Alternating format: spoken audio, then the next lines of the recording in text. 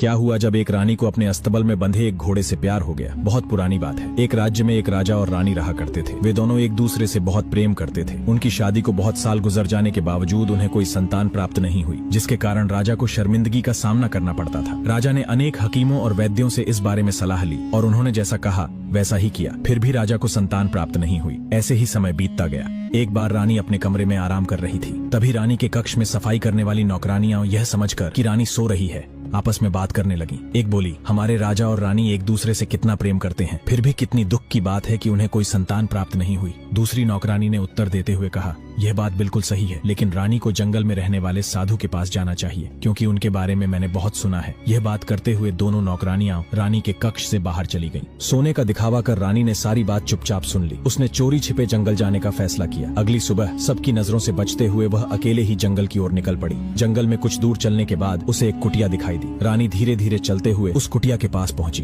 तभी उसने देखा कि कुटिया के बाहर एक तपस्वी संत ध्यान मग्न बैठा हुआ है। रानी ने उन्हें प्रणाम किया और अपनी परेशानी बताई, लेकिन वह तपस्वी रानी के रूप और यौवन को देखकर मोहित हो चुका था। वह अब किसी भी प्रकार रानी को अपना बनाना चाहता था। उसने रानी की मजबूरी का फायदा उठाते हुए कहा, मैं तुम्हें पुत्र प्राप्ति का वरदान दे सकता हूँ, पर इसके लिए तुम्हें मेरे साथ एक रात बितानी होगी। ये सुनकर रानी के पैरों तले जमीन खिसक गई। उसने क्रोध में कहा, तू तपस्वी हो ही नहीं सकता, तू तो एक पाखंडी साधु है जो दूसरों की मजबूरी का फायदा उठाता है। रानी के मुख से पाखंडी शब्द सुनकर तपस्वी आगबूला हो गया। उसने कहा, तुम मेरी शक्तियों से अब तक अनजान हो। मैं तुम्हें श्राप देता हूँ, तुम्हें पुत्र तो मिलेगा, लेकिन वह राजा से नहीं बल्कि एक घोड़े से उत्पन्न होगा। रानी ने तपस्वी की बात पर ध्यान नहीं दिया और राजमहल की ओर निकल पड़ी। जब वह राजमहल पहुंची तो राजा ने उसे देख लिया और पूछा, रानी तुम कहाँ गई थी? आज मैंने तुम्हें सारी जगह ढूंढा, लेकिन तुम नहीं मिली। रानी ने झूठ बोलते हुए कहा, मैं अपनी सहेलियों के साथ घूमने गई थी। राजा ने कहा, ठीक है, तुम तैयार हो जाओ, आज मैंने अपनी 9वीं सालगिरह की खुशी में दावत रखी है। आज हम सभी साथ बैठकर खाना खाएंगे। रानी खुशी से तैयार होने के लिए चली गई। कुछ देर बाद दावत शुरू हुई। राजा और रानी ने खुशी खुशी उनके लिए लाया गया केक काटा। फिर सभी राज्यों के राजाओं ने अपनी ओर से लाए गए उपहार राजा और रानी को देना शुरू किए, जिनमें बहुत सारे धन, जवाहरात और अनमोल हीरे शामिल थे। इसी बीच एक राजा ने एक बहुत ही अच्छी नस्ल का काला बेहतरीन घोड़ा उपहार स्वरूप दिया। दावत शुरू हुई। सभी लोगों ने मिलकर खाना खाया। तभी रानी वहां से उठकर चुपचाप चली गई और अपने कक्ष में जाकर लेट गई। राजा भी रानी के पीछे पीछे पहुंचा और बोला, क्या हुआ रानी, तुम बीच दावत से उठकर क्यों चली आई? रानी ने कहा, पता नहीं क्यों,